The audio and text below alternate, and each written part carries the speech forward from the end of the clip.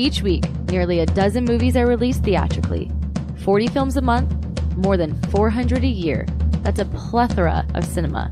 Too much cinema. You'd have to be an addict to see all that, but don't fret. We've got you covered.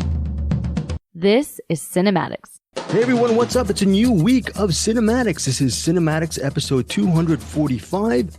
We are covering the movies that are opening for the week of Friday, June 7th, 2024. We have a bunch of movies for this week. Handling the Undead, which Eric briefly mentioned, reviewed last week. Bruce saw it this week. So we got Handling the Undead, number 1. Number 2 is Banel Adama. 3 is a Netflix film called Hitman. It's currently out in theaters, but Friday it's going to be available on Netflix. Kill Your Lover. It's an indie film, which is about killing your lover or the attempt to kill your lover. And then we also have Patreon assignment from Ken Cunningham. Ken Cunningham, we love you, man. You're not a Patreon member, but you are a backup member. These are some of the Patreon assigned picks that we are getting, backup picks from people like Ken Cunningham and Joseph Bridges. My fault, Patreon members. I'm going to reach out to you guys this week on our Patreon to, hopefully we'll get some movie recommendations from you guys. And then this is when we'll do the Patreon assignments. But anyways, for this Patreon assignment, it's from Ken Cunningham. We're going to do a movie called Rush. We're going to have a lot of discussions about Rush regarding the efficacy and the talent of Ron Howard. I'm excited to hear what Eric Holmes and Bruce have to say or argue or agree regarding Ron Howard and his 2013 movie Rush. And then there's going to be some other interesting stuff. Eric Holmes, how was your week in a nutshell? Pretty good. Running some karaoke. It's been real fun. Got to work up in Victor, Colorado this week. How far is that from where you are? It's about an hour and 15, hour and a half away. Worth the drive back. That's a 3-hour drive, buddy. So yeah, but the bar is called 1899. And it's Victor, Colorado. If you've ever been there, it's pretty much looks like a ghost town when you go in there. Mm-hmm. And I'm actually surprised that no one's shot a movie up there before, because it just looks kind of creepy and run down. In fact, the director for Alien Planet, when I was up there a couple of months ago for a friend's wedding, I took a bunch of pictures and sent it to him. I'm like, I don't care how this happens, you must shoot a movie up there. It's just begging for it. It's like, please, filmmakers, come shoot me and put me in the movies. There are people who live in Victor, Colorado, correct, Eric? Yes. There are actual homes and families raised, a school, a hospital. Is it a small town? Is Victor, Colorado? Yeah, it's real tiny. It's close to Cripple Creek. Mm-hmm. And I've never been to Cripple Creek, but I know there's like casinos up there, so I'm guessing that's probably a lot more booming than Victor is. But Victor is just a cool town, and the people that run the bar and show up there are cool people. I worked there about a month ago, and nice. I had a blast. And so when my boss said, "Hey, by the way, you got to work at Victor tonight," I'm like, "Well, I got to leave now then." But also awesome because I love working there. Bruce, have you been up on Cripple Creek or Cripple Creek? Have you been up on there? Have you been up on it? I don't know. My dad we took a road trip across America in the 80s, and we went over, I know we went to Glenwood Springs, we went up over the passes, went to Mount Evans in Colorado, obviously came back down through Denver, but I don't remember if we went through Cripple Creek or that area. But I wouldn't be surprised because my dad likes to take the side routes, and I'm kind of similar to him in that way. If I do take road trips, I love to take side routes and find weird off the beaten path spots. We're going to talk about a weird off the beaten type of movie called Handling the Undead. By the way, Handling the Undead, that movie should probably be another name for CinemAddicts, at least for me and Bruce, because we're almost close to that Undead era. Eric Holmes, I think, Bruce, we can say Eric Holmes is still young enough. There's still hope in his life. Do you agree with me on this?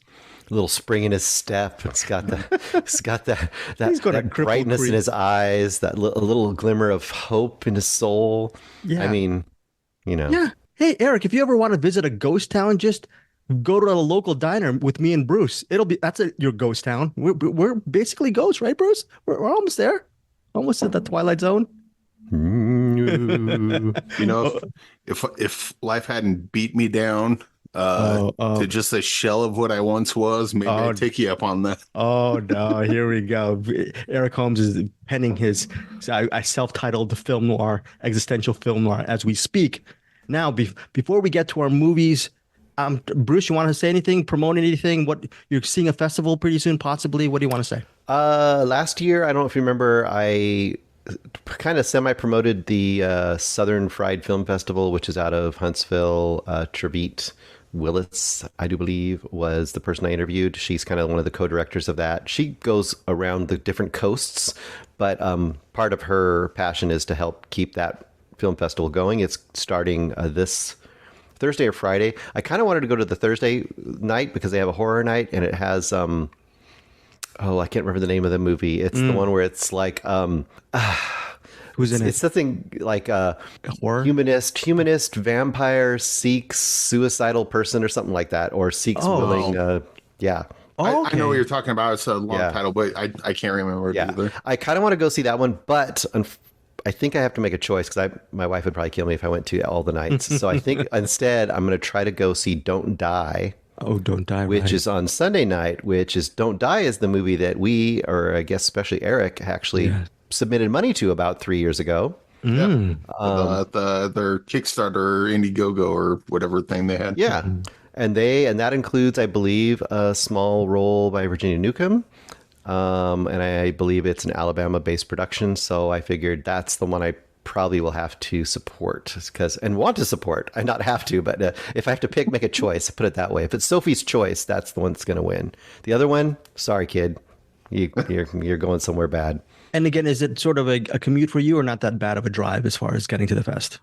No, it's over in Low Mill, which I've mentioned before. It's like this old textile factory that's been converted into artist space and stuff here. It's out in Huntsville. It's about 40 minutes from me each way, but it's cool because it's a funky little spot on the edge of town. Start quoting a B-52 lyric. Hop in Tin my roof Chrysler. rusted. I don't It's know. as big as a whale. Oh, wow. That's very cool. That's very, at least Bruce and Eric go out actually. I'm pretty much a hermit. I'm not going to beat that story to death. I've been a hermit since starting this show years ago with former current co-founder Anderson Cowan, 2015. I rarely go out of the house. Next week, I don't know if Eric Holmes will be going out of the house because I think you'll be in your domicile fantasizing about one wonderful actor you're going to interview. Who are you excited about next week? Is this a dream possibly fulfilled or deferred? What is it, Eric Holmes? I mean, we'll see. But get to interview Mark Singer of Beastmaster fame. He's got a movie coming out called Agent Recon with Chuck Norris. And they reach out and it's like, yeah, we have this movie. Do you want to check it out? I'm like, oh, Mark Singer's in it? Hell yes. Like, we don't want to put you out, but would you like to interview Mark Singer? I'm like, geez, is it my birthday? Yes, of course I do. Of course you want to interview one. So Eric will have the scoop in a couple of weeks if Agent Recon is any good. What we do know is that interview with Mark Singer, the star of Beastmaster and of course the series or whatever, the miniseries and the series. I love Mark Singer as well. Eric, you want to say something? I think you have something on the tip. No? Oh, no. I was just mentally fantasizing about the Beastmaster. interview going great, although the interview probably won't. It'll probably just be me going, remember that time in Beastmaster when the Kodo and Podo almost drowned in quicksand and he saved them? Yeah. That was awesome. I still have yet to see Beastmaster. It's by a really wonderful director who I forget. Who is the director again of Beastmaster? Bruce or Eric? The guy who did Don Coscarelli. Yeah. Don Coscarelli. What and the fact that they're doing a sequel to John Dies at the End. Recently, that's some recent news. So Coscarelli will be teaming with Paul Giamatti. That should be very good. Yes, Eric Holmes. How do you do a sequel to that? Didn't he die at the end? Right. Exactly. Okay. Exactly. I don't know. Yes. I also saw Paul Giamatti might be doing some remake of Hostel. Is that real? A TV show. A TV show. TV show. That could be interesting. Yeah. I know he loves horror and he hasn't really been doing horror, so maybe someone's taking him up on it. But yeah, I don't know about I'm down. I don't know either you, Eric, maybe you're the reader, or Bruce, maybe when you were young, if you were a fan of science fiction books. I don't know, maybe either. I know as a kid, I used to read some Isaac Asimov and Robert Heinlein when I was a kid, and I was semi-literate. Now, all I do is watch bleeping movies. but there was a recent a YouTube video that I just came across, and I don't know if it's a recent interview, but Stephen Colbert is talking to Paul Giamatti, and they're discussing their mutual love for sci-fi books from these like Asimov and all these great writers, and they love collecting all these paperbacks. I'm sure some of them are expensive, but they're avid readers of the genre. And Giamatti cracked that he makes all this money from his day job as an actor just so he can go to used bookstores, only used bookstores, by the way, to pick up sci-fi books. I think that's pretty cool. I think that's a really great stuff. That the star of Billions is actually a huge geek, maybe even as big of a geek or even a bigger geek than any of us three. Now let's start with our features. I apologize to both Eric and Bruce. Handling the Undead. Eric did a mini review last week. Spoiler alert, if you didn't listen to that episode, Eric gave it 2 stars. So he's not a big fan of this movie, which, by the way, expands on June 7th. Sort of, I don't know, Bruce, is it a vignette of people coming to handle the undead or to encounter the undead? We know the undead are zombies. It's a hot summer day in Oslo, and the dead mysteriously awaken, and the movie centers on 3 families. They are thrown into chaos when their respective loved ones comes back to life. I've read a bunch of reviews. The movie's directed by Thea. I do not know how to pronounce her last name. I apologize. Hivizin Tendal, and she co-wrote it. Nailed it. Yeah, horrible. Co-wrote with John Ajvide. Anyways, it's set again in Oslo. Family drama meets zombie film. I've read reviews. Eric also mentioned it's a slog. A lot of reviewers have said this is a slow burn film. Eric said it's a movie that me and Bruce would appreciate, possibly. I tried watching the movie.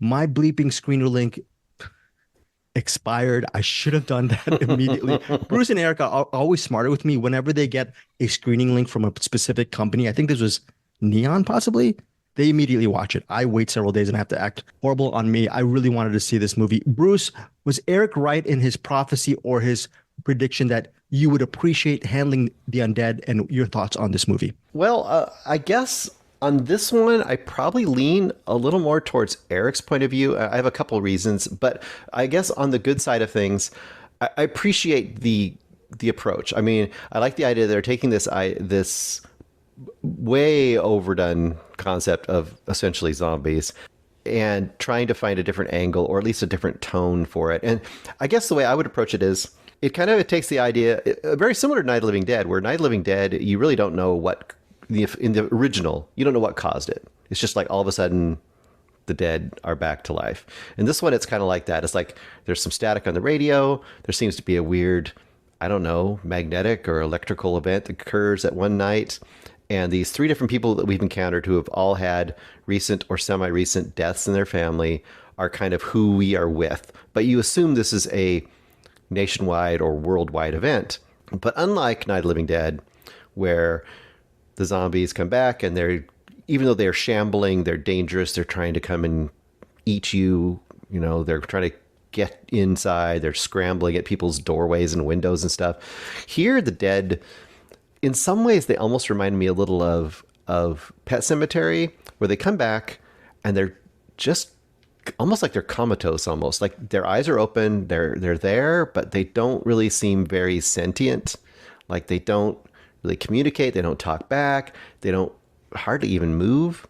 So it becomes this weird thing of people trying, the approach I think they're trying to get to is this.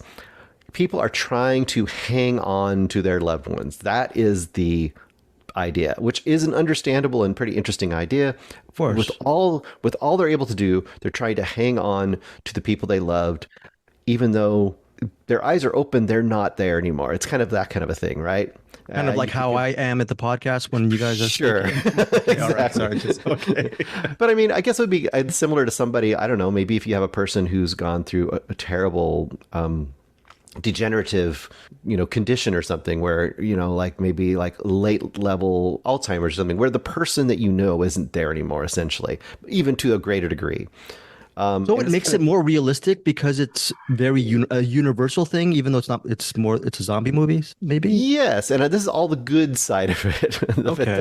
The bad side of it, where I pretty much kind of come down pretty close to Eric, is that, boy, oh boy, There's a lot of like what he said. There's a lot of things. And I think he talked about how there's a scene looking down a hallway where a person goes out of a doorway and then you just wait and watch the door close. And there's a lot of stuff like that, literally stuff like that. Too much of it? Too much of that? A little too much of it. Okay. A lot of, sitting with a person that basically can't do anything back to them. And things happen, but it takes so long for things to happen. And I think there's a middle ground here for me that could have been an amazing indie artsy version of this situation. And I think as far as the look and everything else, it's all there. It's in the storytelling itself that it didn't quite click with me either. And one other big nitpick I have, and this is more as a genre watcher, zombie movies, vampire movies, any of these movies, you don't have to follow the traditional rules, but you have to give us the rules. We have to know what the rules are here, and we don't. And that's a big problem because there's a point where there is one of these undead that seems almost like a traditional zombie. And I'm like, well, why is that one almost like, and I don't know if Eric remembers this, towards the end of the movie, there's a undead person that actually approaches a cabin and almost acts like a traditional zombie. Like they're banging on windows and they're shambling up. They're the one standing right outside. Like someone looks, okay. Yeah. I know what you're talking about. And it's like, why are they doing that when none of the other undead we have seen do that? So you have to tell us, like, if they're recently undead, do they move more? If they're a lot older, do they not? I mean, what's the rest of the world looking at this? I mean, there's a lot of unanswered questions, which actually bothered me as well. So overall, I can't quite recommend it. Although, back to Eric's original assessment, there is somebody out here, there's some people out here who really, really like those really slow indie movies that will also probably love this movie. So there's somebody out there for this movie for sure. It wasn't me. I think it was me, and I'm the one who missed out on the link, right? Was I the one? It could be. It's hard to say because with these kind of movies, you usually go hard one way or the other. You either usually love it or you absolutely hate it. I've seen you do both. And you'll give it 3 stars. Yeah. Very good, Eric Holmes. So again, Eric, did you want to say anything about this movie whatsoever? Again, it's in wider release this Friday. Any other thoughts? To kind of repeat myself from last week, but like there's some stuff that happens at the end that gets really emotional and I think works really well. But yeah, you just gotta walk too far for that little sip of water, and it's just it's a little too far for me.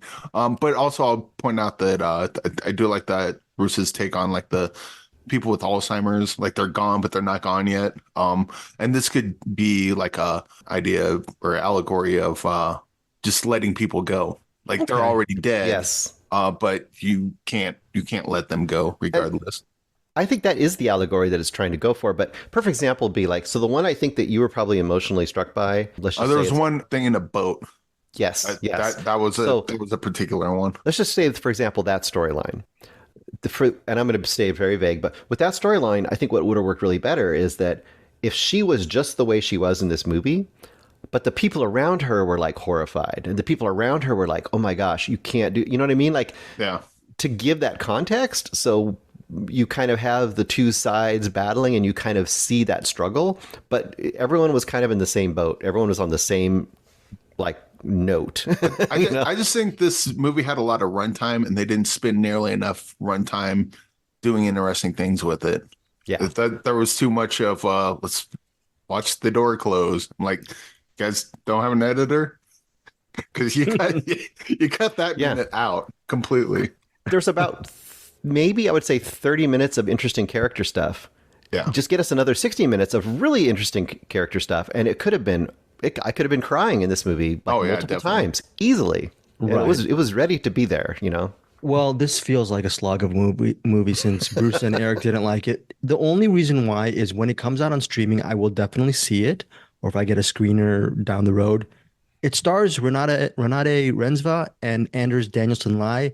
Renata was the lead in The Worst Person in the World, and Anders Danielsen Lai played her main boyfriend in that film. So they're probably in separate stories in this movie, but just out of that goodwill from both those actors in that movie, I'm going to give Handling the Undead a shot. Also, to keep in mind is this may be a critic type movie Rotten Tomatoes has critics at 75%. Audience members have it at 40%. What does Bruce Purkey have it as? What's your rating, Bruce?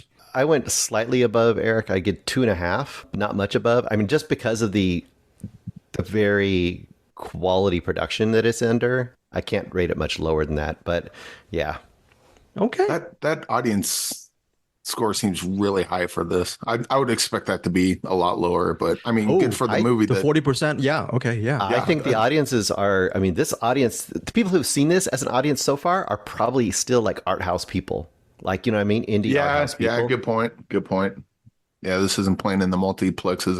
And if it is, they ain't going. Well, Eric, to Eric's point, when it starts playing and when people start watching it on streaming, that rating may go lower because the commonplace will be watching this movie, Bruce. Who knows? We'll see.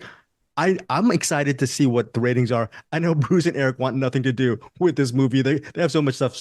They've already handled the Undead. They're going to move forward. Yes, Eric Holmes. Well, just echo what Bruce said. There are people that this movie's for, like, a very specific people, and they're going to love it. So it's not like me crossing my arms going, screw this movie, blah, blah, blah. This is a perfect example of not for me.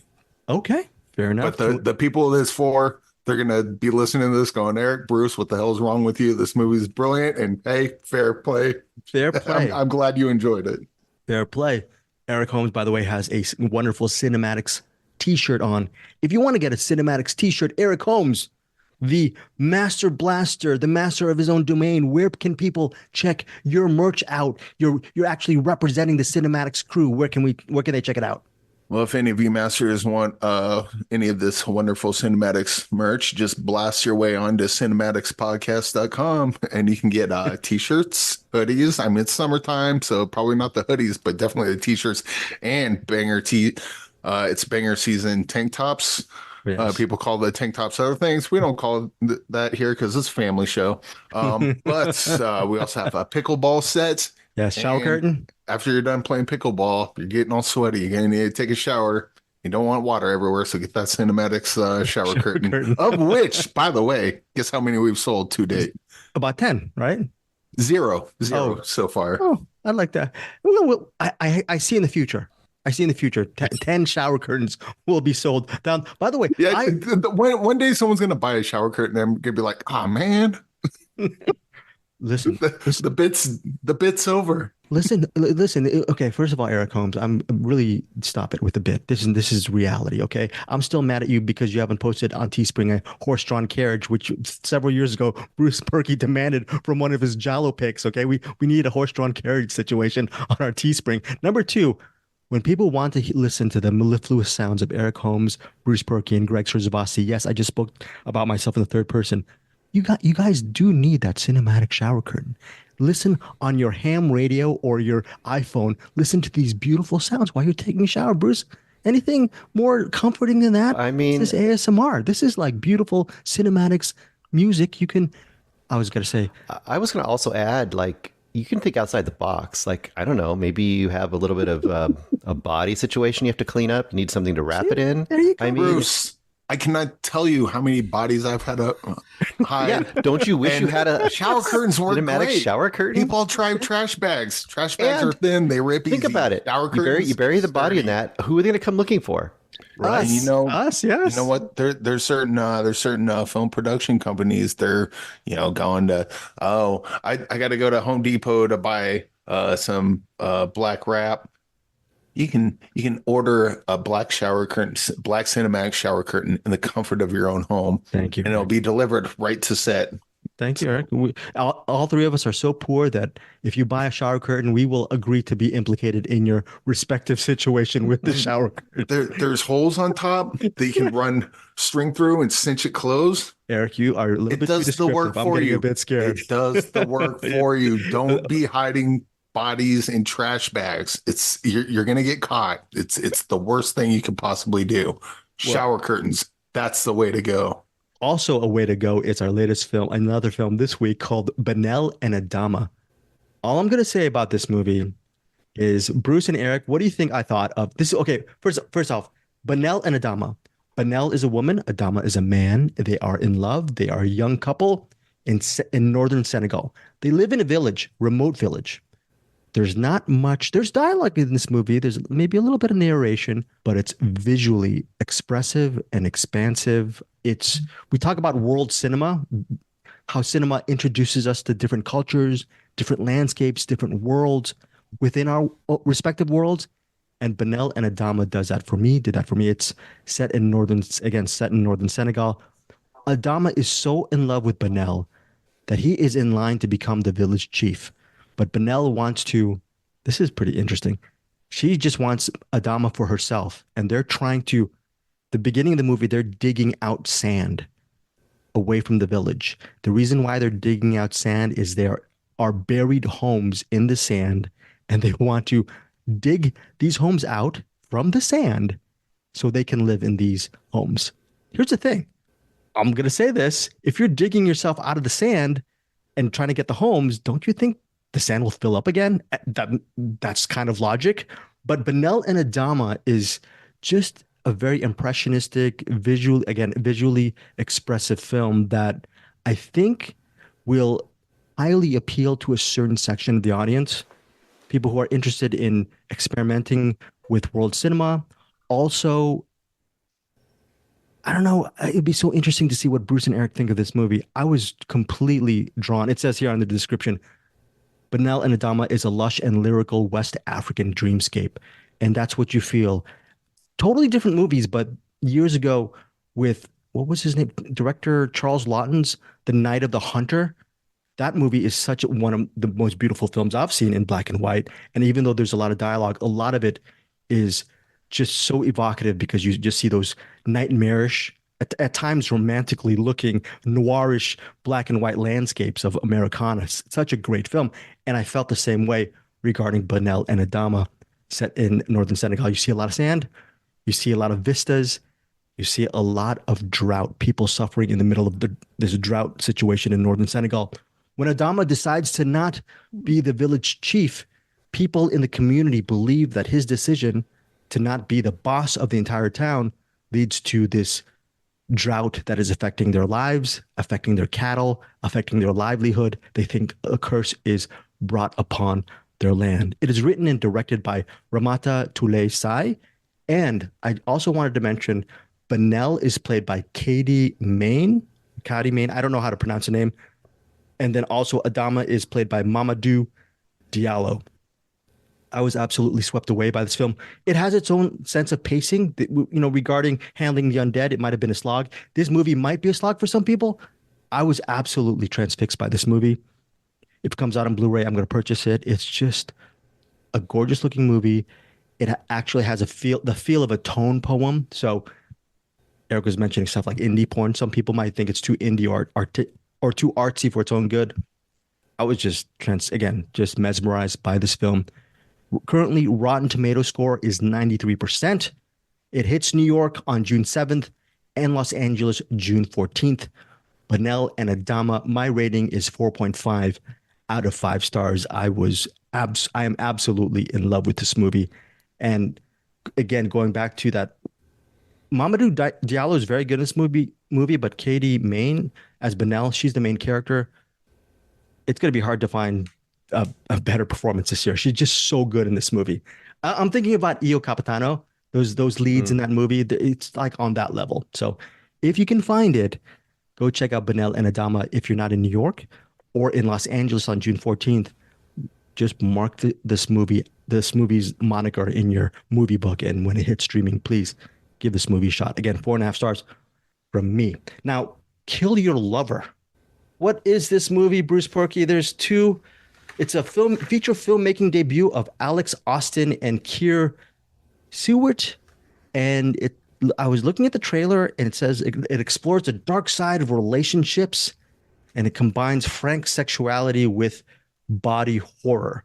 And it centers on this couple who just really can't live with each other. I guess the male, played by Axel, he just doesn't want to let the girl go. The girl is Dakota, played by Paige Gilmore, and Axel is played by Shane Quigley Murphy. So the relationship of Dakota and Axel is in full display with Kill Your Lover, relationship drama possibly mixed with body horror. Bruce Purkey, take it away. Yeah, that is exactly right. It is relationship drama with body horror, toxic relationship drama with body horror. And I would say, well, first of all, you do a lot of flashbacks in this movie. I'm kind of curious with Eric, because this is one of those movies that starts with a scene of somebody picking up a shard of glass, and you know that something's been going down, and then it's like flashback. But the whole movie does flash kind of back and forth. So as we're seeing the current day breakdown slash body horror slash end of their relationship in one way or another, you're seeing kind of where it came from. So it's kind of, there's been various dramas like that in the past, you know, where you see the good days, like what brought them together, but then now you're in cross-cutting with where they're at now.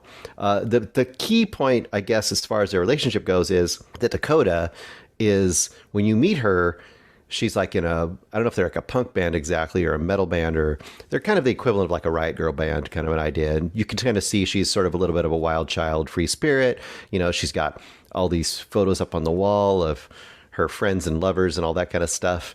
Various people she's hung out with various ways. She's got, you know, tattoos. She's a little bit rough around the edges. She's probably doing some substances. She's probably the kind of person that doesn't think about settling down. And you know by the beginning of the movie that she had settled down. And the beginning of this movie is essentially her talking to her best friend, saying like she's finally decided to break up with him. That's kind of the crux of it. They've been together for quite a while. Essentially, she's feeling like she's been kind of domesticated by him, or she's had to change herself to kind of fit into his more traditional world. And that's like the basic dramatic level of this. The other side of this is, and I don't know, what do you think, Eric? How much do we say about what starts to occur? I say there's a physical manifestation of the bad level of their relationship, and it may or may not be just straight up metaphor, or it may actually be happening. For what it's worth, I did watch after watching the movie, I watched the trailer, and they don't hide any of the body horror stuff that's going on.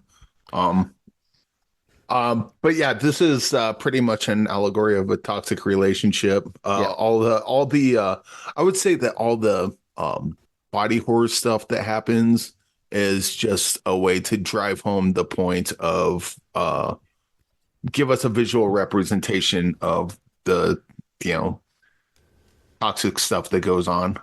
And I think some of it, I would say a lot of it works. There's some scenes where it's like that doesn't really work one-to-one, but it kind of works for the tone of the movie and the horror aspect. So he kind of let a few of them slide. But for the most part, like the actually that part I will leave out. But there's a part towards the end where I guess we'll say it's not just the boyfriend, right, that has the physical manifestations, because this is, you know, it's a toxic relationships. It's a disease pretty much. You know, it starts off pretty small and then just kind of grows and spreads even outside of the relationship at points. And I think this is kind of an example of like where horror, if you use horror as an allegory, it can really drive home points that I think might seem mundane otherwise, or might not come across. Like, for instance, if you have a character that's, you know, they gaslight their significant other all the time, you know, that only comes out when they're doing it. But if they got like, you know, like cuts or bruises or things or whatever on that, like they have a physical thing of, oh, this is what it is, and the movie sets that up, I think it's a lot easier to not forget that that's the thing, especially when they start having conversations of you know, when someone starts to gaslight someone else. It's like, what did I ever do to you, while they're still covered in blood and sores and bruises and everything. And that's in the conversation, it's easy to forget that what they've done because they're couching it in that way. But when they're physically covered in their sins, it's like, what do you mean? I'm looking right at it. I know exactly what you've done. I know how you got the, you know. And so I think it hits a lot harder than it would otherwise. But yeah, it's pretty good stuff, I think, for the most part. Oh, and to point out the flashback part at the beginning, they do the cool thing at the beginning, and then they do the flashback. They cut to another interesting scene. So that's why I didn't have a problem with it. What I have a problem with is we're going to start it with this exciting scene, do a flashback, and then do a 20-minute of nothing or uninteresting stuff. Like this one, the scene they cut to was the girlfriend talking with her friend. And then that's right away getting you right into the story, and I'm interested. So that's why that flashback didn't bug me at all, because it flashed back, but it went right to another important, interesting thing that told the story some more. I also thought it wouldn't bother you because it's more kind of in the nature of the format of the whole movie. Like it kind of jumps back and forth. It isn't just a cut. It isn't a bait and switch where it's just like, ooh, something's good's going to happen in like 40 minutes. And then you go back. So the opening flashback bugs me when it's, hey, the beginning of our movie is boring as crap. Let's just put one of the exciting end scenes at the beginning. So when we cut to the boring crap, it's just that's just like lazy. We don't have a beginning to our movie. This isn't that. This is doing something completely different. So Eric, Kill Your Lover worked for you in general? Yeah. It was actually, there was a couple times I kind of wanted to punch the screen, but that's because the movie was so effective. It had nothing to do with the movie not being good. And there was like, unfortunately, like we've seen, at least I've seen relationships like this, and I think it kind of nails it. And it's not men bad, women good. It gets into the weeds and into some gray areas too. It definitely has a point of view for sure, but it's not. This isn't a man bashing movie. This is a toxic relationship movie. Cool. And everything that goes, everyone who's at fault in that. Everyone who's not in fault and not part of it, but it affects him anyway. Like it kind of covers a lot more ground. The Handling the Undead had a similar allegory, although it was about death and letting go, but it didn't really play with that. I think Kill Your Lover plays with the whole allegory that it's using. It's plays with it a lot and goes in pretty hard in a lot of different directions. Cool. What about you, Bruce? I'm a little cooler on it. I mean, overall, I think I'd still recommend it lightly. But I think for me, the only problem I have with the metaphor here is it's so on the nose in some of the parts that I either wanted it, because I think we could put it this way.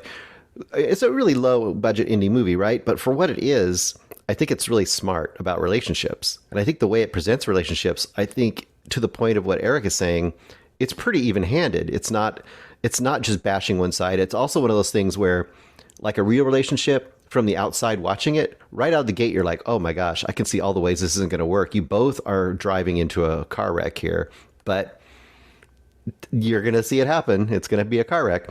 For me, the problem with the metaphor part is it was kind of obvious. Like we knew that stuff. So I either wanted, if that was going to be the metaphor, I almost would have said, you need to blow it up even bigger.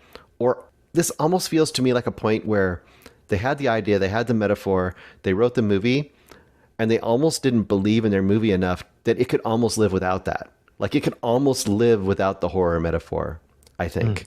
It could, but I think there's some instances where the physical manifestation will tell a character and tell the audience things that it wouldn't have that physical thing not been there, because I agree of the whole gaslighting thing. Like when people are really good at it, you forget things.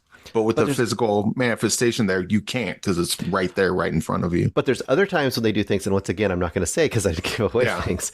There's other times when they do things when I'm like, it pulled me out of it because there was something that was kind of so, let's just say, there is a physical manifestation that happens at the climax of this movie that is so on the nose. Yeah. Of what one character is doing to another character. It is just like, and there's a couple scenes like that. There's a scene where a person outside of the relationship, something really bad happens to that person. And it kind of pulled me out again because it was kind of so over the top and not really, I mean, this is taste, personal taste. Yeah. I don't know. Something would have worked a little bit better for me. I didn't hate it, but it kept pulling me out a little bit. So I think I know what scene you're, in fact, I'm almost positive just I say know this. exactly. No, I know. Yeah, that's what I thought. I'm just like, oh, See, come on, you guys, you can't do that. I get what you're saying, and I almost agree with you, but just Yeah. the movie's kind of set up, I think it kind of earned that, even though Yeah. you're 100% right. I just Yeah. didn't mind it because I thought the movie it was going there. It earned that, so I'll let that be. And we Yes. also have to mention, again, I apologize for mispronouncing their names. Alex Austin and Kara Stewart, the co-directors of this movie, and not like I know what punk rock is, but the music who's the name of the girl? It's Dakota. She was previously in a band. I think, like you guys said, it was sort of a punk rock type of music, punk rock pop maybe, but there is a sort of very punk rocky ethos to this whole indie Yes. film because it's set in one location. I mean, there are different visual setups, but mainly they're claustrophobic in this apartment. And the apartment actually changes without giving too much away. But the whole construct is they're in a confined space. And with what little low budget money they had, they made some really good visual choices. For example, if you want to make a apartment or a domicile visually interesting, put up a whole bunch of pictures on the wall with a big FU or F off neon sign, and it makes it look prettier. It's actually really well done. And it's something that Hitchcock used at the beginning of Rear Window. You know, you actually pan across with a bunch of pictures and you tell the story. This movie tells a story with a sort of a collage of pictures, and they actually reference it throughout the narrative. That's how they sort of play with the visual elements. Obviously, being a De Palma fan, I was more than fine with a split screen moment in Kill Your Lover, or there's also almost a split diopter moment as well, where you have two people who are in different parts of if you guys don't know what a split diopter is, you have one person in the foreground, one person in the background, but it's sort of like the images are both clear and intense. And a lot of people say split diopters is showy. I don't even know if they used it, but they used some sort of facsimile of it in a couple of in one sequence, like a very quick sequence, but they know how to actually move around with the camera and do some really interesting visual setups with Kill Your Lover with whatever little means they had. So I got to give them props for that. I think overall, as a relationship drama, it worked to an extent.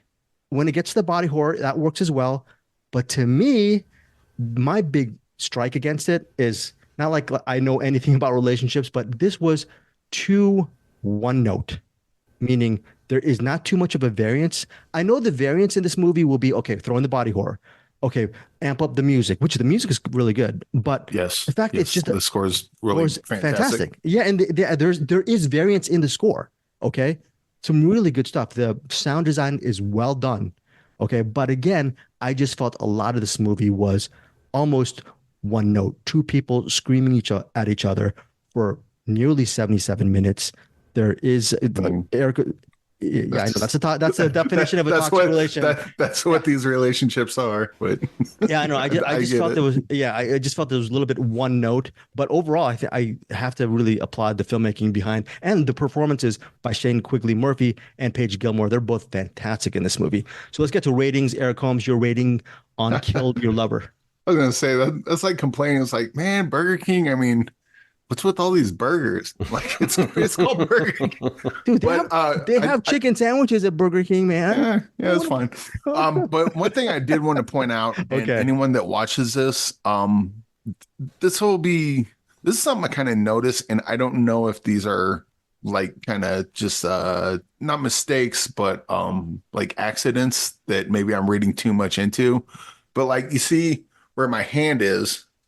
And as I get closer to the computer monitor, his hand is on his chest. As I get closer to the computer monitor, it disappears, right? Right. But it didn't go anywhere. It stayed exactly where it is. Yeah. But as I move, they do a lot of stuff like that where certain physical manifestations leave camera, or like really clever ways that they just kind of disappear when the character's in a certain kind of headspace. Mm-hmm. Almost like that physical manifestation is going away, but it just looks like it's going away. I don't know if that's me reading too much into it or that the filmmaker is meant to have stuff like that.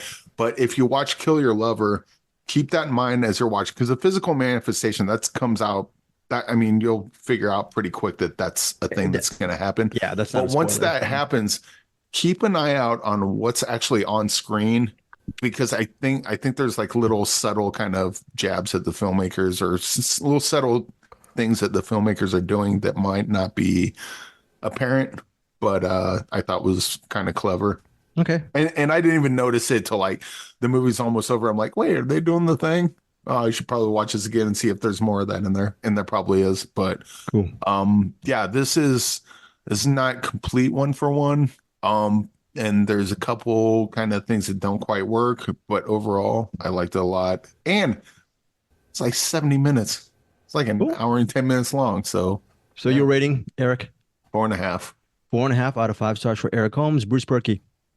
I think I'm going to go 3 on this one. And I think I'm going to continue to copy Bruce Purkey's ratings for the rest of my life. I'm going to go 3 as well. 3 stars for me, for Bruce Purkey. Hey, look, Bruce gave it 3. I gave it 3. I don't know if I liked it more than Bruce or Bruce liked it more than me. I think at the very baseline, we recommend the movie. It's a mild recommend for me and a mild recommend for Bruce. We both saw some good stuff. But I should point out, okay. I believe I watched Rush before this. So that might have something to do with it. Here we go. All right. 4.5 stars for Eric Holmes. We're going to get to Ron Howard in a second. 3 stars for me and Bruce for Kill Your Lover. Again, 3 stars, not such a bad rating, folks, but 4.5 stars. That's a wowee rating from Eric Holmes. In theaters and VOD, June 7th. Why do I sound also always like some kind of salesman? But why not? Theaters and VOD, June 7th. Is this my real voice, Eric Holmes, or is it not? Hey, Kill Your Lover out in public this Friday at a theater near you. Okay.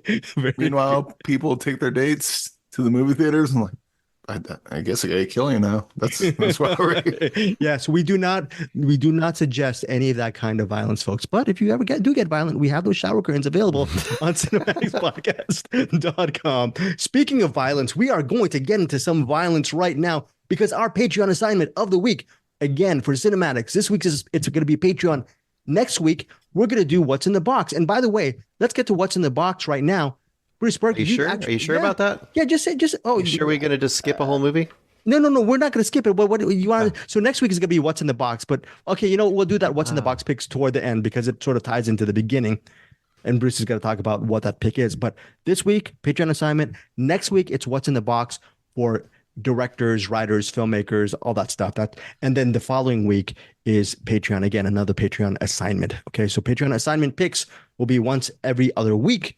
This one is from Ken Cunningham, a faithful, loyal compadre for our Cinematics Facebook group. The movie is a 2013 film called Rush. You're still missing a movie. You know that, right? What? Which one? There's a movie that's coming out on Netflix. I don't. Oh, shoot. You're right. It's going to be a hit movie. Oh my gosh! I'm sorry, folks. I was so excited about Ron Howard. Eric Holmes got my gander on Ron Howard. There's a movie called Hitman. It's not Eric's fault. It's my fault. Thank you, Bruce Purkey and Eric Holmes.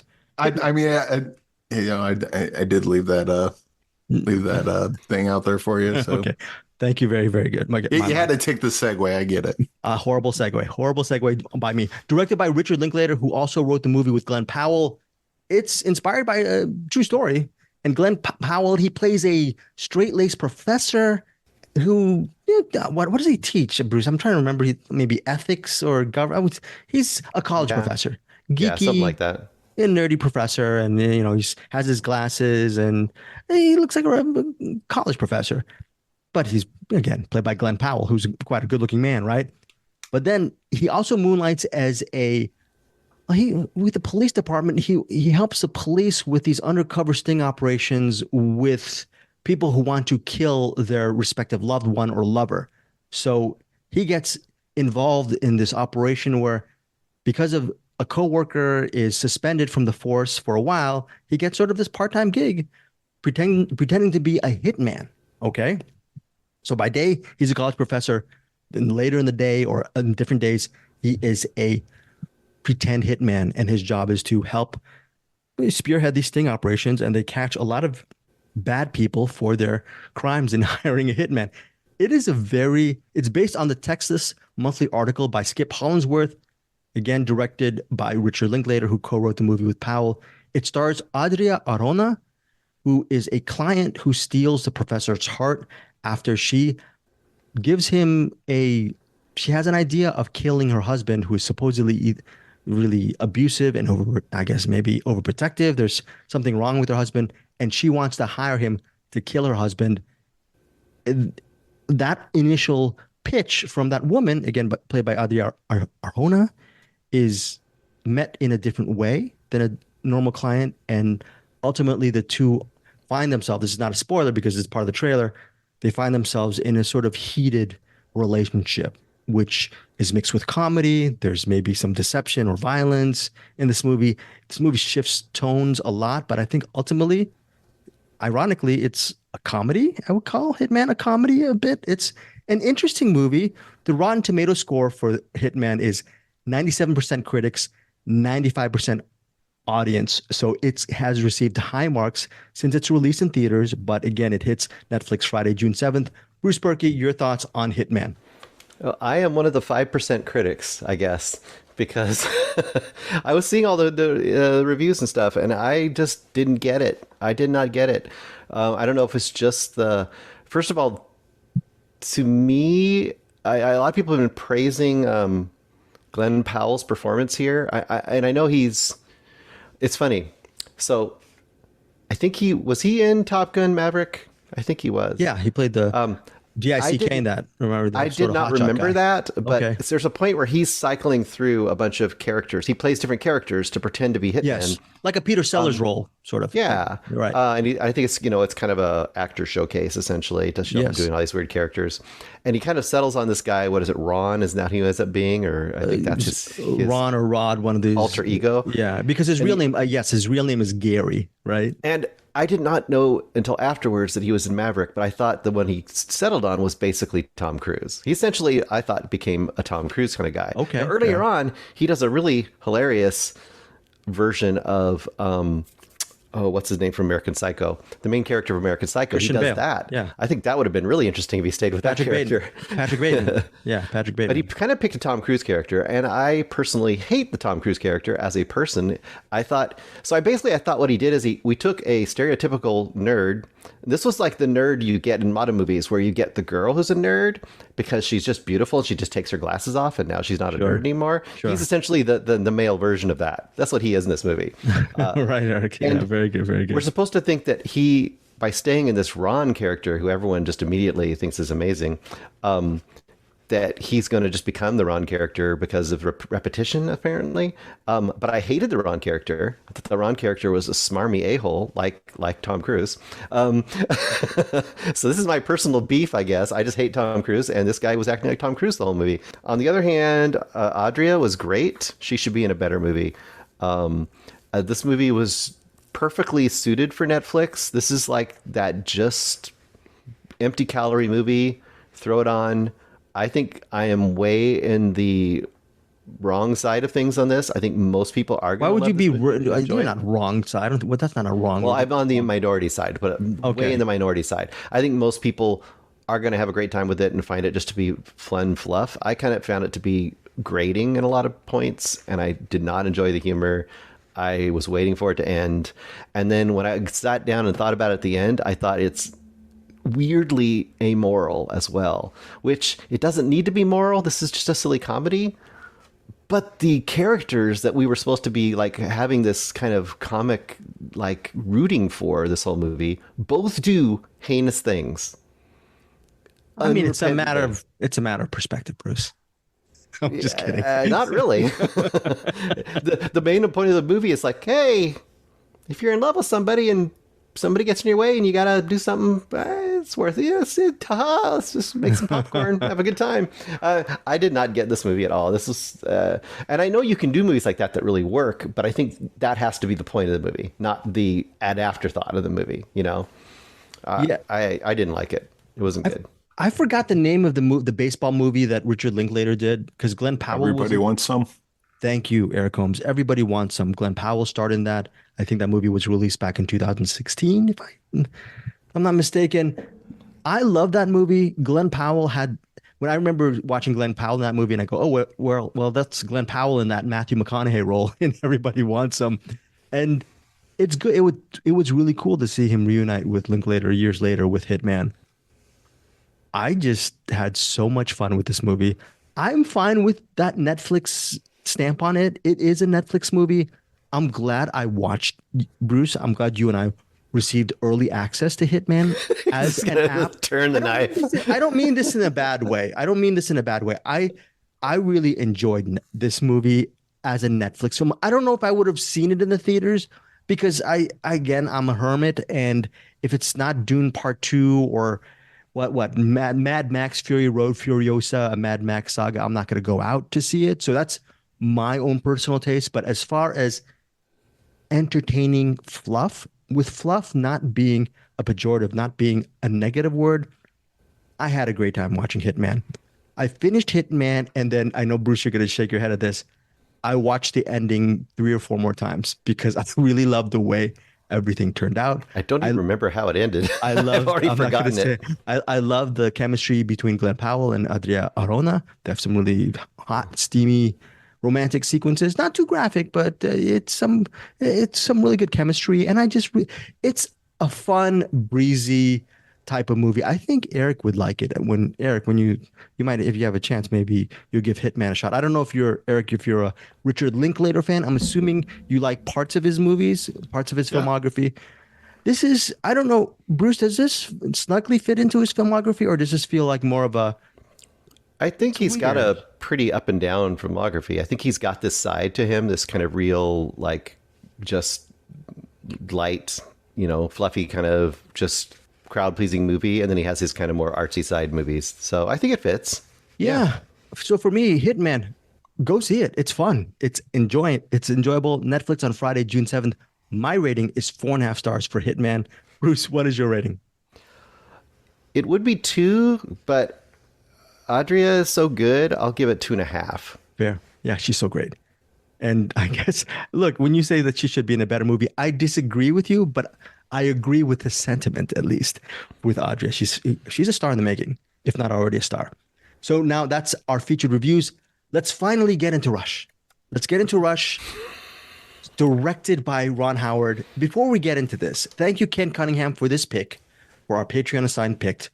And Ken Cunningham mentioned that he was listening to our podcast last week, and he was very happy to hear that we picked his Rush for our first pick for Patreon. And yeah, it's one of these things. Then Bruce posted something about Ron Howard, and there was this discussion on our CinemAddicts Facebook group. By the way, join our group if you can, for daily movie talk. It's some really interesting stuff. Group member Andrew Dykstra said this about Ron Howard, the director of Rush. He said, Howard is the definition of mid to me. In similar territory as Eastwood, Zemeckis, Schumacher, Howard has minimal personal trademark, very workmanlike, with competently told stories that tend to lean into emotional, semi-manipulative treacle. I've never used treacle in my conversation, but treacle means overly sappy and sentimental. I don't know if Bruce or Eric, you've used it. I think I'm going to use treacle a lot more down the road. Out of the 11 of his movies I've seen, I only like 2 of them. And he mentioned Parenthood and Rush. Well, this is one of the movies. Hopefully, Andrew will appreciate this review. And he goes, he's fine. Jason Kleberg from Force 5 podcast, he mentioned that Ron Howard gets a lifetime pass for him for Arrested Development. And middle class film class head honcho Peter Beta said, Howard gets a lifetime pass for me just for Apollo 13 alone. He's a well above average crowd pleasing director.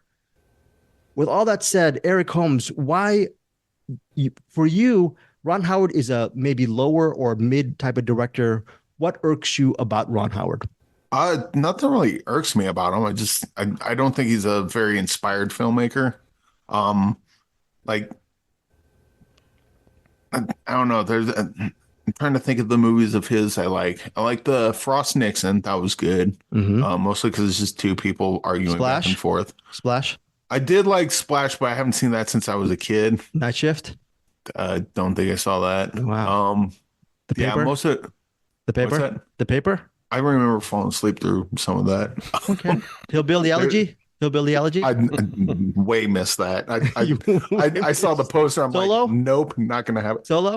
Solo is another one I liked. The Da Vinci Code? Parenthood. Solo's probably no. Parenthood didn't like that. Wow. Apollo 13, Willow.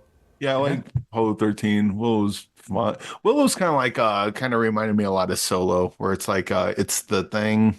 Like, oh, well, with Solo, he just kind of stepped in. Like they had Lord and Miller, who's directing Project Hail Mary, by the way. Just saying that's going to be an awesome movie. But we're not talking about good directors. We're talking about Ron Howard. I think okay. So that's it. Anything else you want to say about Ron Howard before I get to Rush? I just like whenever I see a movie by Ron Howard, my first thought is, oh, this is going to be. It's kind of like when you see Oprah produced by Oprah Winfrey. It's like this is going to be not great. Interesting. There's not going to be much. And with Rush, like I seen Rush. We'll get to Rush in a second. Okay. Oh, okay. We'll get to Rush in a second. Going back to Andrew Dykstra. I'm just really trying to rush past Okay, this. no, don't, we're not going to rush this. This is going to be a full podcast on Rush. And going back to what Andrew Dykstra said, Howard has minimal personal trademark, very workmanlike. So, you know what? So does Sidney Lumet.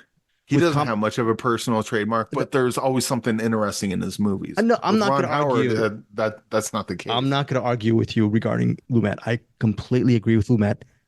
I am not going to say Ron Howard is on the level of Lumet, but I think one of his strengths is he has very little personal trademark and he's very workmanlike. And I think he does, like Andrew said, competently told stories. Bruce, before we get to Rush, do you agree as far as Ron Howard being a competent enough director that you appreciate, or are you on Eric's camp on this?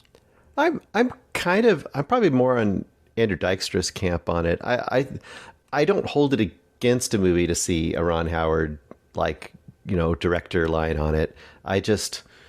I know I'm not going to get Barry Lyndon or I'm not going to get a David Lynch. I'm not going to get something that's super quirky to the vision of a director. He's not doing that. He's picking a story that he thinks is interesting for him for whatever reason, and he's just trying to make that story and he's definitely not putting any stamp of personality on it at all. So I'm okay with that. If the movie is interesting, I'll enjoy it, and if it's not, I won't enjoy it. And that's kind of so. He is one of the few directors I think are something that I a lot of times use as a benchmark for whether I think I'm going to be interested in a movie coming up. He'd be the opposite. I wouldn't be interested or disinterested in a movie because of his name on it. I would have to look at a secondary reason. You know what I'm saying? Is that a gift to have? Because it's more of like he's competent enough where you will watch a Ron Howard movie based on the actual movie itself. Like you're not going to watch Da Vinci Code, but you might do a rewatch of Splash. Do you know what I'm saying? You're not going to watch In the Heart of the Sea, but who knows? You're going to give Rush a shot. I don't know.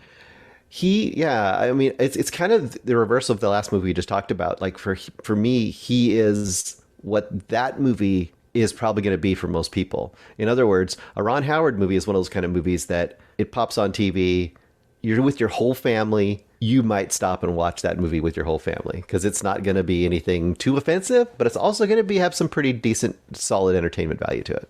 Yeah. And it'll play on the television while you're having your Thanksgiving dinner. And it's everything. And you may not miss a ton if you get involved in an argument with your family for about 10, 15 minutes and come back to the movie. So okay, that's fair enough. But, so like Eric, you got Cinderella Man and A Beautiful Mind. Like those are Ron Howard movies that got a lot of critical praise and awards and stuff. Yeah. Can you tell me why?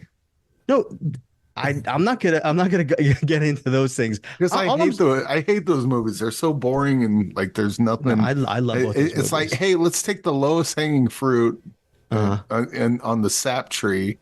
And just start collecting treacle, buddy. Treacle. See, the bottom line is he's one of the most successful filmmakers in history. Yeah, I mean, it's just based on. So is Michael Bay, and that's fine. But you know what? At least Michael Bay. He's better than Michael Bay. No, Michael Bay is an auteur. He's just an auteur of stuff that I don't like. Can you say this right now? Michael Bay is a better director than Ron Howard? No. I will say that I dislike them both for different reasons. Michael Bay's an auteur. It's just the stuff that he finds cool, I think is kind of annoying. But like if you like his style, then that's fine. With Ron Howard, he doesn't have a style, but neither does Sidney Lumet. But what's different between them is Sidney Lumet knows what's interesting about a character. He knows what's interesting about a story. Ron Howard knows who the hot actor is this season, so that's who they're gonna cast in whatever.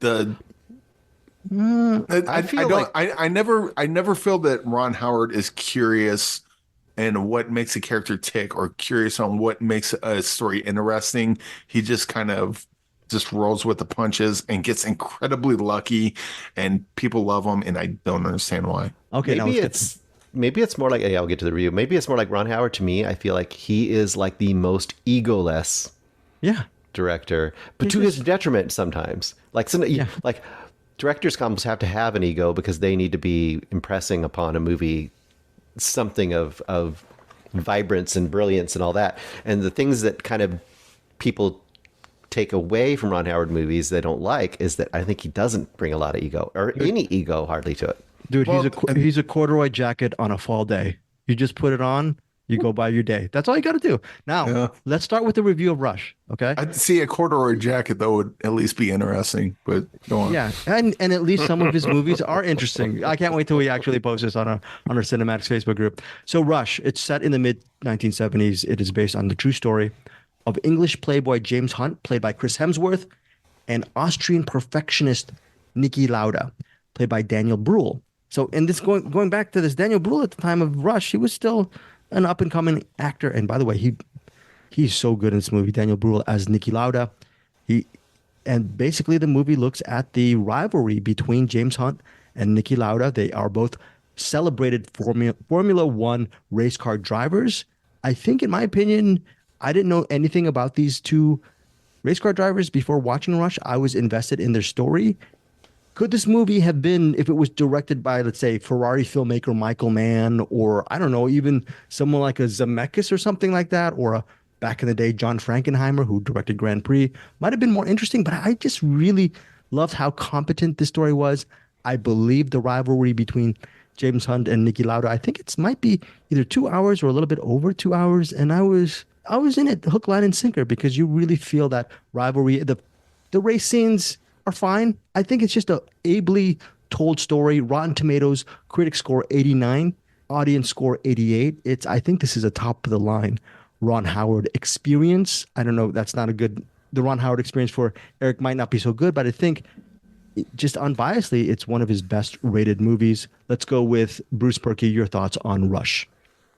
I didn't have much expectation and kind of a low expectation, so I ended up enjoying it more than I thought. I think this is, as we're talking about this could be the most personal film that Ron Howard has ever made, because this is basically himself as Niki Lauda as a director. Okay.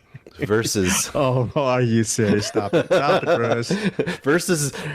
Michael Bay. The hot shot directors that have to take all those risks to try to win the game. Whereas he, like the tortoise or Niki Lauda, they might not be the best looking race car drivers or directors in the world, but they get the job done ultimately. Even in the rain.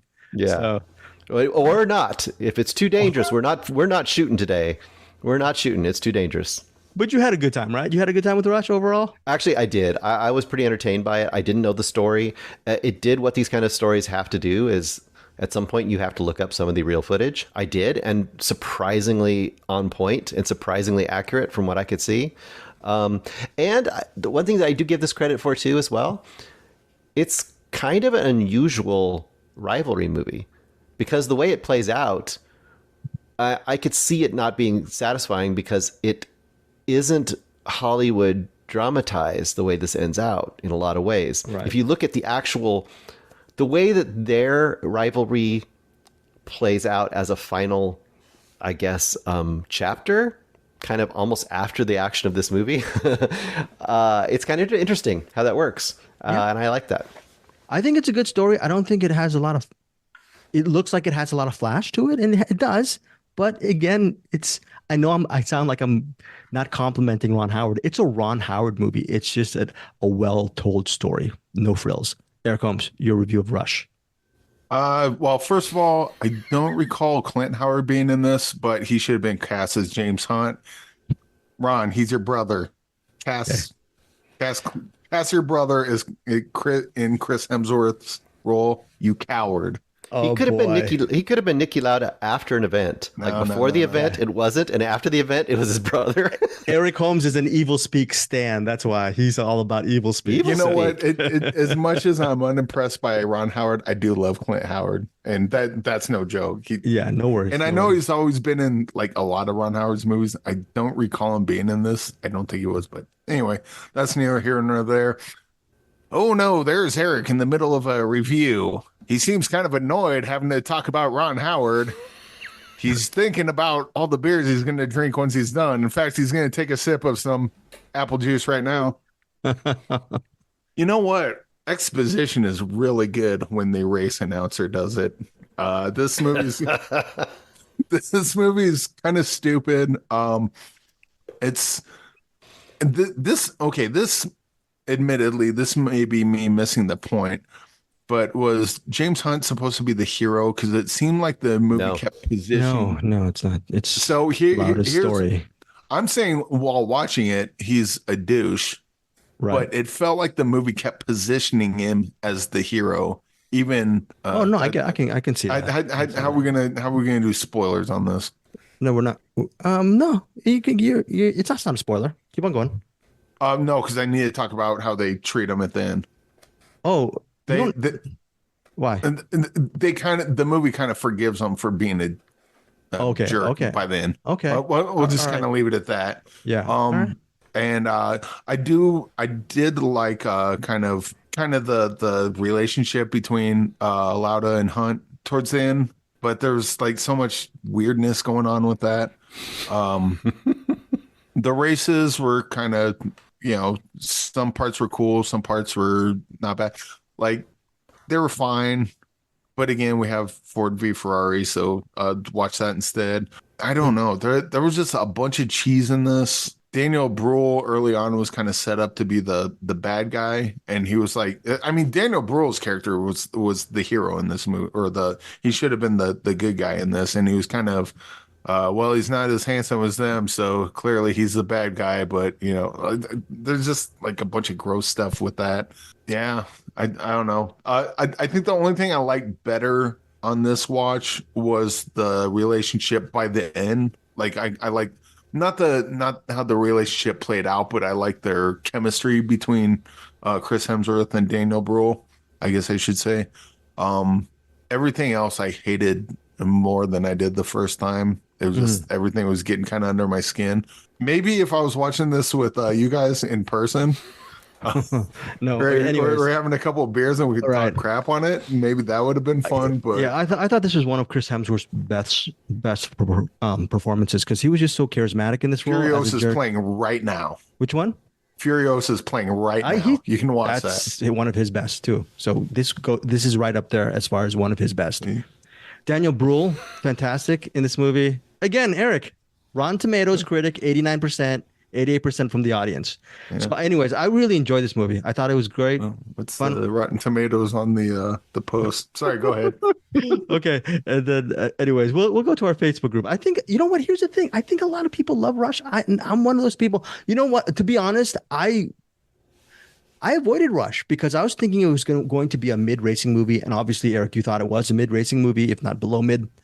I really enjoyed Rush. Bruce, final thoughts and your rating. I think I pretty much said it. I just think this is solid, like we just talked about with Ron Howard. I would go 3.5 stars on this movie. 3.5 stars for Bruce Purkey. For Rush, for me, Rush is just a well-told Ron Howard narrative with great performances. And can you see Ford v Ferrari? Yeah, you can see that. Is it a better movie? Yes. I have not seen Ferrari, but I'm assuming it might be a better movie with Michael Mann. What? Well, I will give it that. This movie's better than Ferrari. Oh, it's better than Ferrari? Oh, okay. That's doesn't say much, but it's true. So for me, Rush, high recommendation. Just a completely entertaining film. 4.5 stars for me. Rush. What about you, Eric? I don't remember what I gave Ferrari, but this is definitely better than that. But it's 2 stars, I guess. 2 stars? 2 stars for Eric Holmes. 2 stars for Eric Holmes for Rush. I mean, dude, Yeah. I love Rush. from 1990. Yeah, I know. Jason Patrick and Jennifer Jason I'm not Leigh. gonna This again. one just doesn't. You do it mentioned for me. Jason Patrick. I'm not gonna argue with you on Jason Patrick or Sidney Lumet. Yeah, Rush. That's a great movie too. Possibly a better movie than this 2013 Rush. Eric 2 stars. Bruce 3.5. Me 4.5. That is our How Patreon can your assignment. wife possibly love you when you look like that? What year did this come out? Come Ken on. Cunningham. Also, Patreon members, do not give us any more Ron Howard movies because I don't want to go No, through the bring Ron him on. Howard Bring him gauntlet on. with Eric Holmes again because we're giving Opie and Richie Cunningham and Ron Howard and Bryce Dallas Howard and Evil Speak Clint Howard too much time on this podcast. So the Howard family is off limits Bryce from Dallas Patreon Howard's members. pretty good too. Yes, she was great. She was great in The Village. Okay, so let's go to recommendations. Quick roundup. Jim Henson, Idea Man. Bruce, what can we expect, and why do you like this so much? Well, it's a documentary on Disney Plus right now, directed by Ron Howard, if you didn't know. I did. Which I did not know when I started watching it. I just said, oh, that's everyone's talking. There's this Jim Henson documentary. This is fantastic. This is going to hit that same sort of spot that, and I can't remember the right name for the documentary on Mr. Rogers, but it's very similar in that it follows generally the career and life of a beloved character. This is a little more, Jim Henson's a little more flawed. He's definitely a little tougher around, how his family relationships went and how it kind of affected his family to be such a kind of a workaholic. And they do bring that up in this movie. But what this movie does and what it really does for fans of the Muppets is it shows just where it came from and how he created the Muppets from the very, very early stages where it was just him and his future wife doing mostly advertisements and little like basically local television stuff, and how they eventually kind of got fame out of that and slowly worked their way up to kind of falling backwards into what ended up becoming Sesame Street and how that worked. And then, of course, how they slowly added to this troupe, Frank Oz and all the other people that ended up becoming members of that Muppet family. And then, of course, how he had the Muppet Show get created and how it was a real struggle, which I never knew about, a real struggle to make the Muppet Show a reality. No one wanted to make the Muppet Show. He was the kids' television guy at that point. People knew Muppets as, Sesame Street, and that was pretty much it. Like, why would we want to make this variety show for grown-ups? They didn't understand that at all. And just step after step after step of him just being innovative and creative and really always trying to do things, in some ways, this is where you kind of get the Mr. Rogers side of things, trying to do things that actually made the world a better place to some degree, which is an amazing goal for anyone to have. It's kind of lofty goal, but hey, someone's actually shooting for it. Like they even talked about Fraggle Rock, which is almost not even talked about in this movie. And he was talking about bringing up Fraggle Rock after he had all these other things. He was like, I want to make a movie that is going to end, or make a show that'll end war. It's like, okay, you go for it, man. This is the fact that he's trying to do these crazy things is really, really fun to see. And I think the real magic here, it's a pretty straight ahead documentary as far as it pretty much follows the timeline of his life. But the real magic is there's tons of behind the scene footage. And just seeing something as simple as Frank Oz and him as Bert and Ernie, like behind the scenes, riffing off each other while they're shooting a scene for Bert and Ernie for Sesame Street. Just that kind of stuff is pure gold. This is for anyone who's even a halfway fan of anything Muppet. This is something you should watch. If you are a big fan, this is a no-brainer. This is great. 5 stars all the way for me. 5 stars for Yep. a Ron Howard movie. I know. For 2-time Oscar-winning director Ron Howard. Eric Holmes, do you dare write 5 stars on our Google Doc? I mean, that's just not allowed in That's what he said.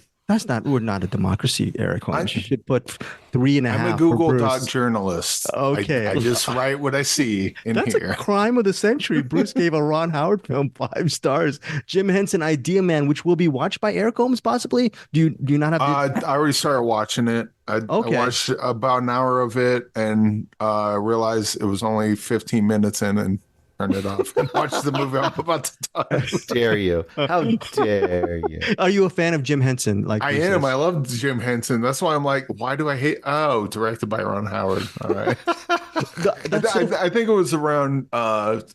He was doing like interviews with like Orson Welles or something, and Yeah. it was it wasn't really grabbing me. Were you disappointed, to be honest, that the fact that Jim Henson, this documentary, Idea Man, was directed by Ron Howard, because you willingly were watching this doc, and the fact that you realized Ron Howard, the spirit leave you when you said, okay, I'm quitting this, I'm quitting this doc? Are you going to go back to it, Eric? Oh, see, I might check out some. Actually, one of the things that turned me off Backdraft, Eric, backdraft. You know what? Okay. There was a time where I liked Backdraft, and then Okay. Rescue Me came out, and that ruined Backdraft for me. Because Okay. Rescue Me was so good that it was like I can never go back to draft. Cocoon? Those old people with the aliens and feeling the fountain of youth? Wilford Brimley? Wilford Brimley was only Hugh 20 in that Cronin? movie, but Wilford Brimley and Cocoon and Hard Target. Those are the Wilford Brimley movies you can't give. You have to give good ratings to that. Wilford Brimley and Hard Target was amazing. Anyways, let's drop it on Ron Howard. 5 stars for Eric Holmes. Not Eric Holmes. I was going to say Eric Holmes is Jim Henson, Idea Man. 4, Ron Howard's Jim Henson, Idea Man. 5 stars. 100% on Rotten Tomatoes from critics, 97% from the audience. Bruce gave it 5. I think I'm going to give it a shot. So, in all fairness, I just feel that Ron Howard is not the type of director that Eric likes. And I think there's a lot of people in Eric's camp that feel the same way to defend Eric's. I think there's a lot of people in your camp as well. All right. Now, Eric, speaking of Eric Holmes, movie pass, movie crash, Anderson. I remember when Anderson Cowan was doing CinemAddicts, he was a movie pass guy. What did you get? What did you agree? As was I. As it was you. I don't know about you, Bruce, if you're a movie pass person. I was never a movie pass person. Eric, you miss out. You miss out hard. Okay, am I missing out? Are we missing out on this documentary, Eric? Maybe. There's definitely some stuff that.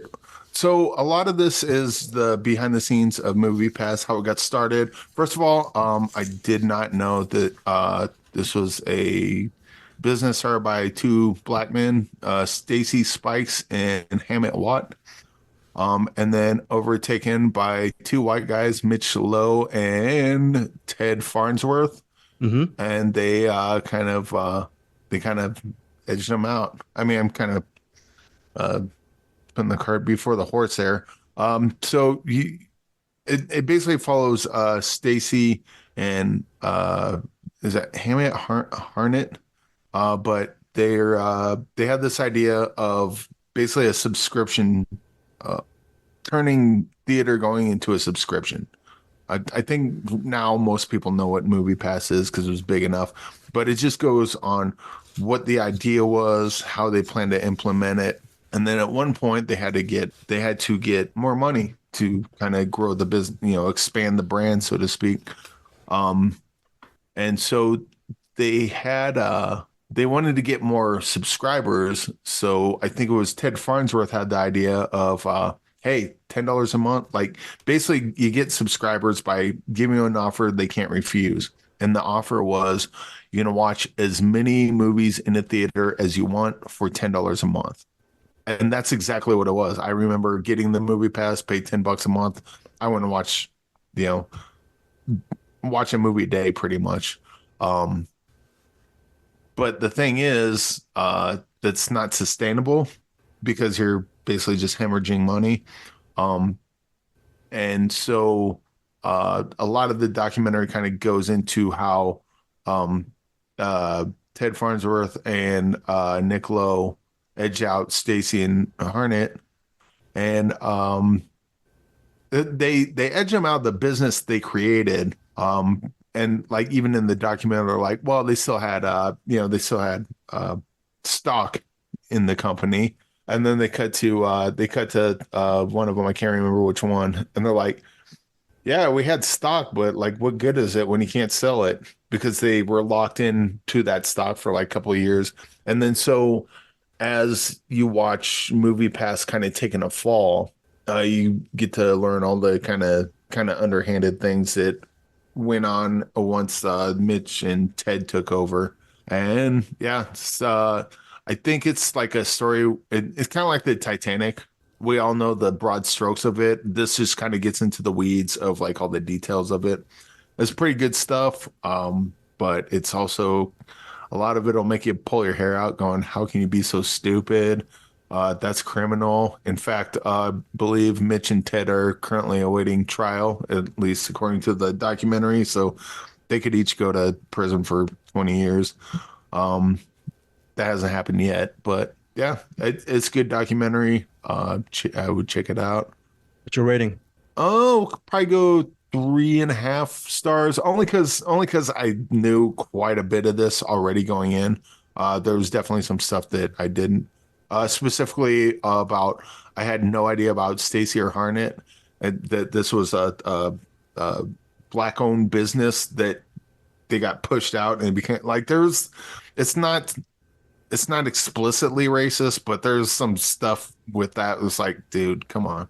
Like, Okay, so that is you're gonna get the creators of the thing and push them out and then replace them with white people. Like that just seems gross on a number of levels. okay. So that's movie. Yes, And they had great ideas, so I don't know why they pushed them out to begin with. But all right. anyway. Movie Pass, Movie Crash, streaming on Max currently. Eric Holmes, 3.5 stars. The other recommendation is Jim Henson, Idea Man. Bruce Purkey gave it 5. My recommendation of the week is Star Wars: The Acolyte, but this is not. This isn't TV Addicts. This is not. We don't do TV Addicts here. I'm not going to give my review for Star Wars: The Acolyte. You can check. I have. We have like 500 YouTube channels. I posted up a review of Star Wars: The Acolyte over on our sister YouTube channel, Find Your Films. I don't know. It's just I have 4 of the episodes out of the 8 episodes completed. Eric is putting 4 stars for Star Wars. 4 episodes. I heard 4. Yeah, no. I'm not going to rate it, but hey, the first 2 episodes are streaming right now on Disney Plus. Give it a shot. I've seen the extra 2 I've now seen 4 episodes, and I think it's worth it. I haven't seen that one Star Wars series that everyone loves. What is it called? The Mandalorian. Yeah, well, but even more, I think Andorra. I think that's the one that's really highly loved. Andor. I saw the first episode and bailed on that. Bailed on Andorra, that. I think that's the one that includes Bewitched's mother-in-law or whatever. So Agnes Moorehead, starring Agnes Moorehead. My folks, so Bewitched Greg, shout out from yes. Can I ask you a quick question about Acolyte? Because I haven't seen a lot of Disney Plus shows, but I've seen a couple of them. It's not directed by Ron Howard. This one, it's not. No, that's fine. In fact, something like this being directed by Ron Howard would probably be a boon for them. But it's a compliment. Yes, a lot of the Star Wars and MCU shows, at least the ones I've seen, they'll start off with like an episode or 2 that kind of gets the story going. And then by episode 3, they start going on fetch quests that have nothing to do with the main. No, everything is on one quest. There's one episode that it's focused. It's pretty focused, but it skews. I said I wouldn't do a review, but very quickly it skews to a younger audience, in my opinion, sort of 13 and up. So, and it's really not the Agnes Moorehead Bewitched Andorra or Andor. It's neither of those. It's just its own thing. I think. CinemAddicts listeners, if you want to go TV Addicts this week, give Star Wars: The Acolyte a shot. Also, the main actor from Squid Game, he plays the main Jedi in this. It's interesting so far. Tell us what you think. We covered so much.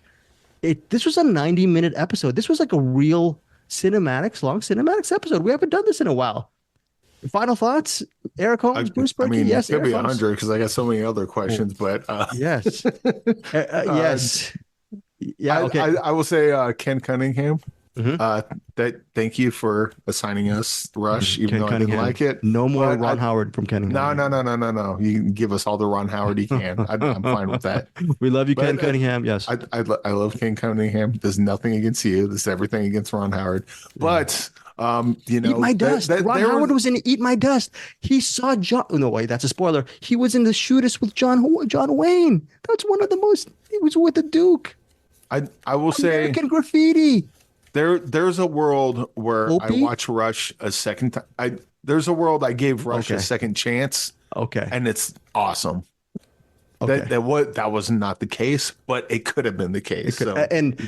to your credit, Eric, at least you gave it another shot. Yeah. Speaking of And in fact, I'm trying to think Magnolia. I hated Magnolia the first time I give saw it a shot. Yes. I went back and watched it again, and now it's like one of my favorite Paul Thomas Anderson movies. So well, you're okay. Well, your job next week, Eric. If you don't watch next week, we're going to cover this documentary called Queendom that Bruce requested. There's another movie called that looks really good. Okay, there's another movie. I saw a trailer for that. That looks fantastic. Okay, Bruce and Eric, we also have the links for Just the Two of Us. Reverse the Curse. I misspelled it on our Google Doc. Reverse the Curse. That is a David Duchovny directed movie with the main actor from Upgrade. There's also a movie called Ghostlight. Eric, Bruce and I will cover these movies. You don't have to watch any of these 4 movies as long as you do a rewind of Hillbilly Elegy. Tell us what you think of that. That'd be very good. I can't rewind it. I've never seen it. Okay, well then. Oh wait, no. Well then, never mind. Rewind is not a rewatch necessarily. Not a rewatch. But look, you can, or if you, since you're a Ron Howard stan, you can watch it the first time and then do a spoiler rewatch. We'll see what happens, and then you don't have to watch any of these 4 films. That'll be all up to me and Bruce. Speaking of what's up for Bruce, what is your pick for what's in the box, Bruce Purkey? Well, this is not planned ahead of time, and you guys were witness because I actually picked this out of the box before we started recording. Mm-hmm.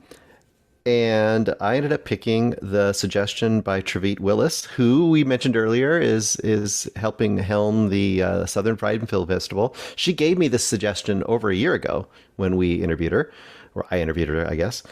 She suggested an indie movie from 2019 called Yellow Rose, which I have not seen. I don't know if any of us have seen it.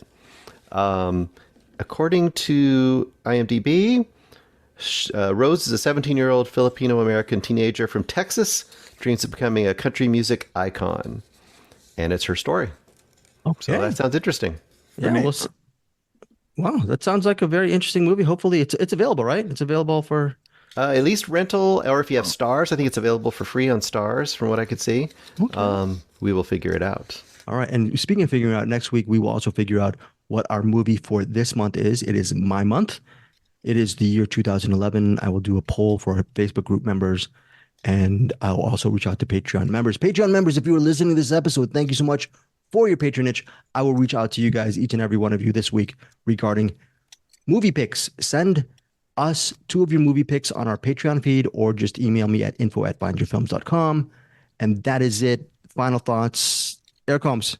Oh, yeah. Looking forward to watching Rose. I don't know if I'll call it by its actual name. That seems wrong, I think, given... All right.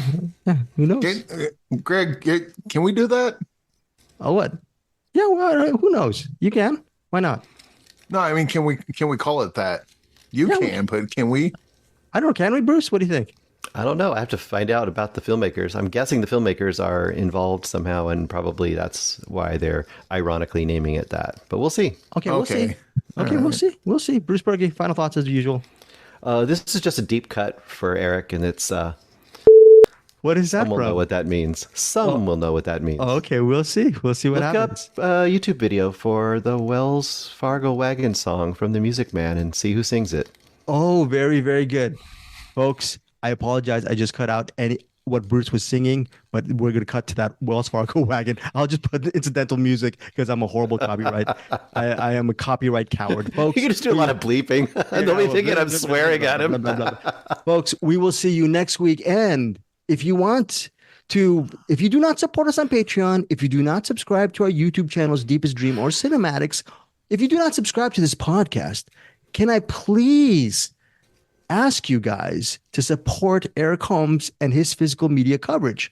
We will post we might post his address up in your, post your address, Eric. You can send all of your Ron Howard physical media movies to his address. And if you do get, I don't know, Eric, a double expanded edition of Cinderella Man, do you promise to keep it? You won't put it on eBay? Will you have a Ron Howard worship wall for your physical media? Yeah, I'll put it right there. He's pointing to the wall, and he's also pointing to his room where the sun definitely does shine to destroy the physical media. On that note, we will see you next week here on CinemAddicts, and of course, here's Claire. Goodbye, everybody. Thank you for joining CinemAddicts.